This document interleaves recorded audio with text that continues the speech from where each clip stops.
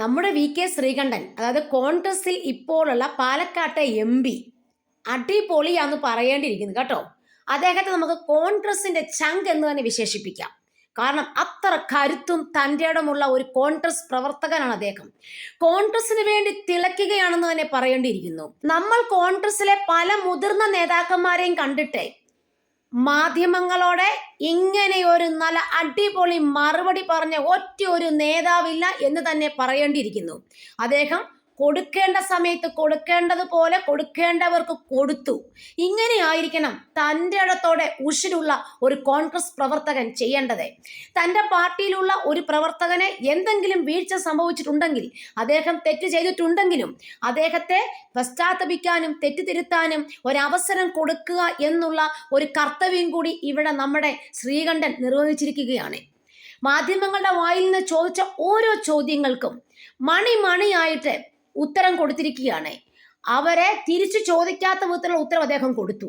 അദ്ദേഹം പറഞ്ഞ ഒരു പ്രധാനപ്പെട്ട കാര്യമാണ്, ഈ മാധ്യമങ്ങൾ എന്ന് പറയുന്നവരെ ഒരു നാലാം തൂണ് തന്നെയാണ് നമുക്ക് പറയേണ്ടിയിരിക്കുന്നു. അതായത് ചുമ്മാ വാർത്തകൾ പടച്ചുവിടുവാണ്, യാഥാർത്ഥ്യം മനസ്സിലാക്കുന്നില്ല. അഥവാ എന്തെങ്കിലും ഒരു ചെറിയ ചാറ്റോ സംഭവമൊക്കെ ഉണ്ടെങ്കിൽ അത് അദ്ദേഹത്തിന്റെ വ്യക്തിപരമായ കാര്യമാണ്. അദ്ദേഹത്തിന് പരാതി വന്നിട്ടില്ല, കേസ് വന്നിട്ടില്ല, ആരും രംഗത്ത് പരാതിയായിട്ട് വരുന്നുമില്ല. എന്തിന് അദ്ദേഹത്തെ ഇങ്ങനെ ചൂഷണം ചെയ്യണം? ഒരാള് MLA ആയതിനു ശേഷം 3.5 വർഷം മുമ്പേ സംഭവിച്ച കാര്യം ഇപ്പോൾ എടുത്തുകൊണ്ട് വരികയാ. അതിൻ്റെയൊക്കെ അർത്ഥം എന്താണ്? അപ്പോൾ ഈ റിനി ആൻ ജോർജിനും മറ്റുള്ളവർക്കും എല്ലാവർക്കും രാഹുൽ മാങ്കൂട്ടത്തിനെ തകർക്കണം എന്നുള്ള ഒരു ഉറച്ച പോരാട്ടമാണ് അവരുടെ ഭാഗത്തു നിന്നുണ്ടായത്. ഈ യുവ MLA തകർക്കണം. എനിക്ക് തോന്നുന്നത് റിനി ആൻ ജോർജിന് എന്തോ കാര്യമായ പ്രേമം ഉണ്ടായിരുന്നെന്ന് എനിക്ക് തോന്നുന്നു. പക്ഷെ അത് നടക്കാതെ വന്നപ്പോഴാണ് അവരിങ്ങനെ രംഗത്ത് വന്നാണ് എനിക്കിപ്പോൾ മനസ്സിലാക്കാൻ പറ്റുന്നത്. എല്ലാത്തിനും തക്ക മറുപടി കൊടുത്തിരിക്കുകയാണ് നല്ല ഉഷിരുള്ള വി.കെ. ശ്രീകണ്ഠൻ. ഇങ്ങനെയായിരിക്കണം കോൺഗ്രസ്സുകാർ പ്രവർത്തിക്കേണ്ടത്. അതായത് കുറെ ആൾക്കാർ വന്നിട്ട് പല മുതിർന്ന നേതാക്കന്മാരും വന്നിട്ട് അവരെ എങ്ങും തൊടാതെ വർത്താനം പറയും, അവരെ പക്ഷപാതത്തോടെ വർത്താനം പറയും.